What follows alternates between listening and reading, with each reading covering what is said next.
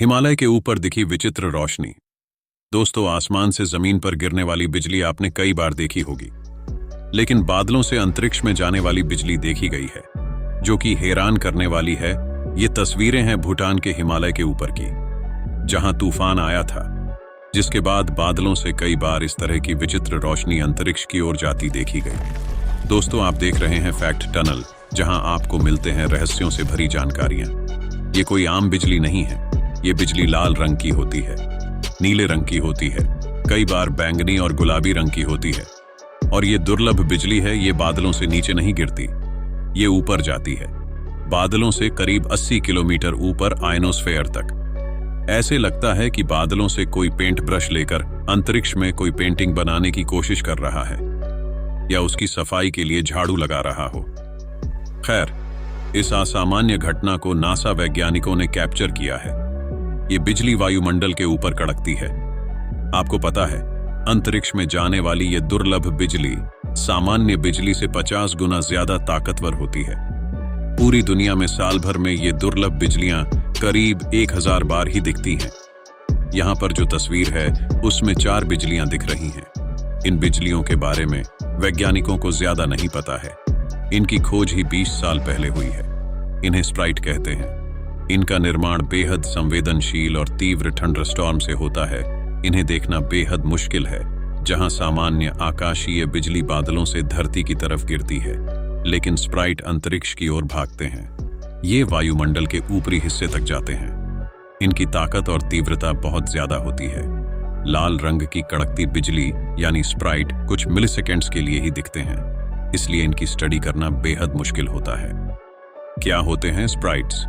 दोस्तों, इन बिजलियों के व्यवहार की वजह से इनका नाम स्प्राइट रखा गया है। यह स्ट्रेटोस्फेयर से निकलने वाले ऊर्जा कण हैं, जो तीव्र थंडरस्टॉर्म से पैदा होने वाले विद्युत प्रवाह से बनते हैं। यहाँ पर अधिक प्रवाह जब बादलों के ऊपर आयनोस्फेयर में जाता है, तब ऐसी रोशनी देखने को मिलती है, यानी जमीन से करीब 80 किलोमीटर ऊपर। आमतौर पर ये जेलीफिश या गाजर के आकार में दिखाई देती हैं। इनकी औसत लंबाई चौड़ाई 48 किलोमीटर तक रहती है। कम या ज्यादा वो तीव्रता पर निर्भर करता है। धरती से इन्हें देखना आसान नहीं होता। ये आपको ऊंचाई पर उड़ रहे प्लेन, स्पेस स्टेशन से स्पष्ट दिख सकते हैं। स्प्राइट्स सिर्फ थंडरस्टॉर्म से ही नहीं पैदा होते। ये ट्रांजिएंट ल्यूमिनस इवेंट्स की वजह से भी बनते हैं, जिन्हें ब्लू जेट्स कहते हैं। ये अंतरिक्ष से नीचे की तरफ आती नीले रंग की रोशनी होती है, जिसके ऊपर तश्तरी जैसी आकृति बनती है।